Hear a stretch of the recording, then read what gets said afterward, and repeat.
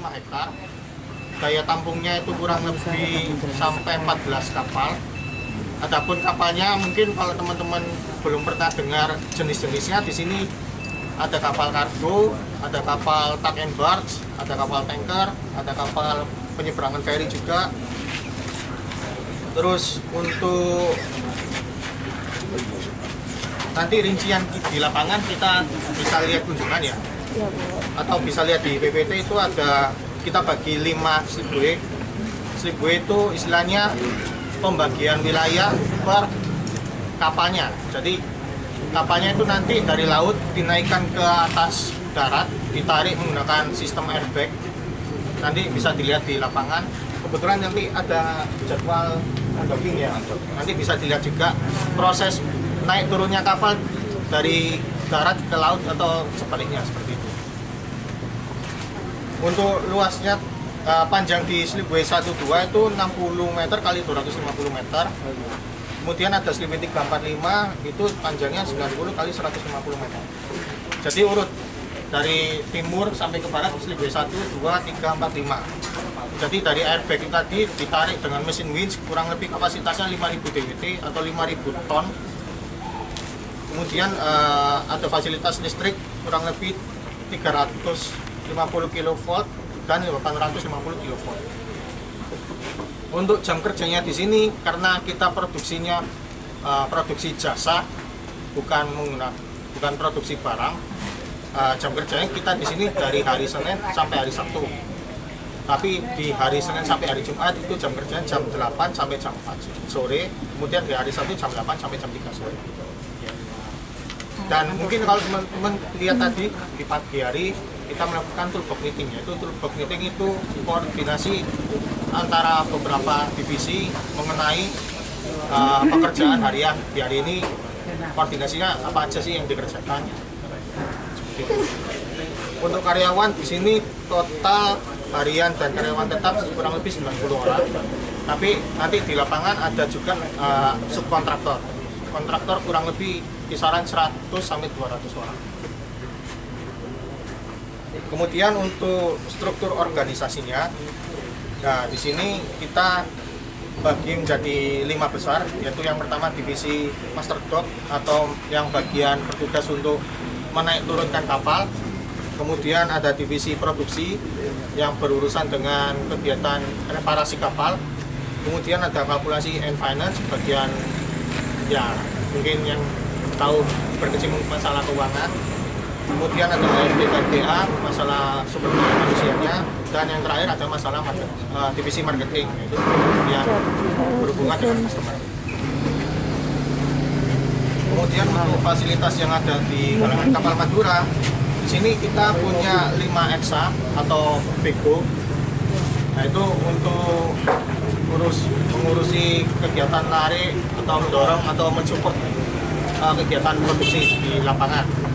Terus juga kita punya 3 forklift untuk proses pemindahan material, support di reparasi. Kemudian juga ada loader dan dump truck. Untuk subkontraktor sendiri di sini kita punya banyak macamnya.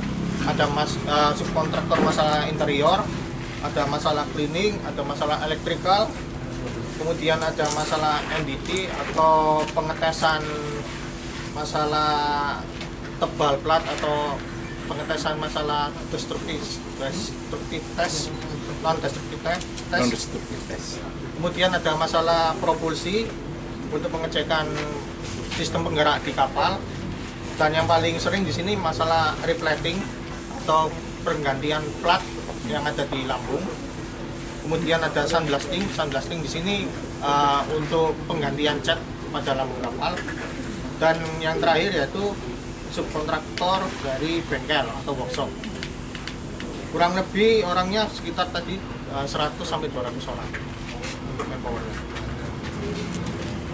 Nah, untuk bagian bisnis prosesnya sendiri, jadi bisnis prosesnya ini secara umum ya, rencana kapal datang dari, kita dapat dari info dari marketing, katakan dijadwalkan di hari Jumat ini ada kapal datang. kita dapat ukuran utama kapalnya semua, terus repair listnya apa aja, dari perusahaan apa aja. Begitu sudah ada di depan pelabuhan, kapal nanti dikomunikasikan ke master dock untuk penentuan lokasinya akan dinaikkan di slipway mana. Setelah itu kita akan mengadakan meeting intern pra-docking, yaitu penentuan dari repair list yang sudah didapatkan dari marketing. Kita nanti bisa menentukan, oh kira-kira kita butuh fasilitas apa aja sih, katakan listriknya, katakan tangganya, tangga kerja, tangga akses, dan lain sebagainya. Ketika sudah oke, dari hasil meeting tersebut sudah di ACC, oh akan naik di slipway 1 katakan. Setelah sudah ACC dinaikkan di slipway 1, nanti akan diproses oleh master dock dan timnya.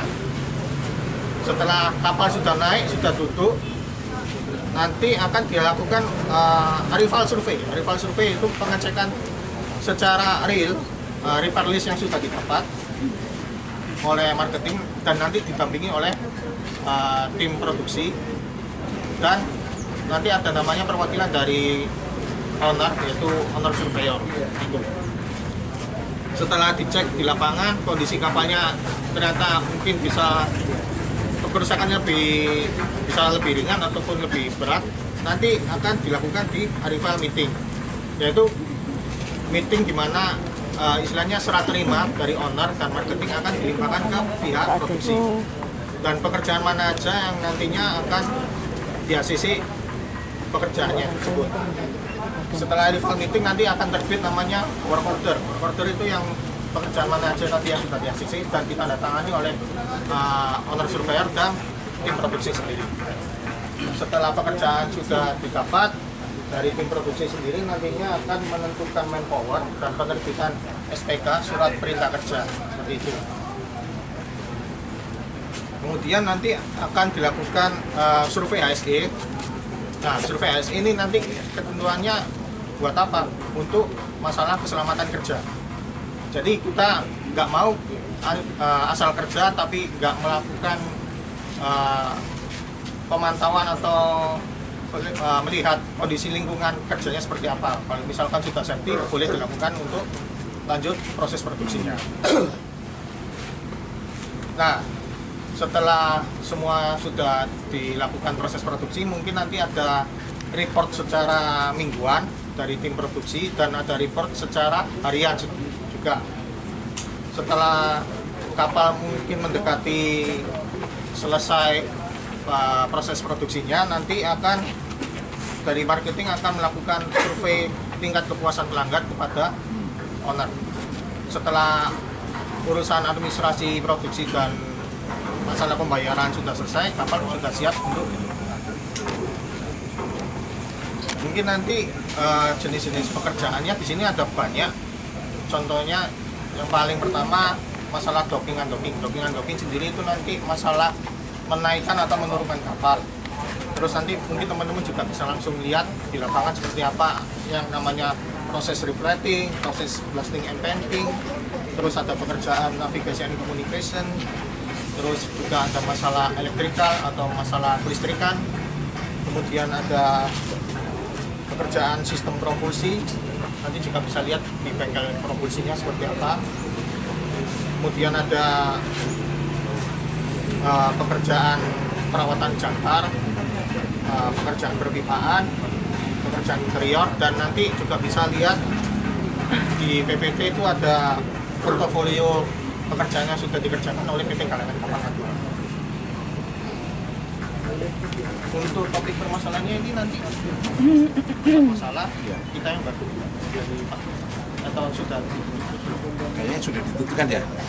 Belum. Ya. Ada kelompok-kelompok itu ada kelompok apa? Masalah. Nah, jadi sesuai sama diskusi dengan dosen Bapak Ibu sekalian, dari Kapura ini kita menentukan topik permasalahan buat mahasiswa di sini. Kita punya 4 permasalahan. Nanti pembaginya langsung mereka milih. Ya, ada kelompok ya. Oh, ya.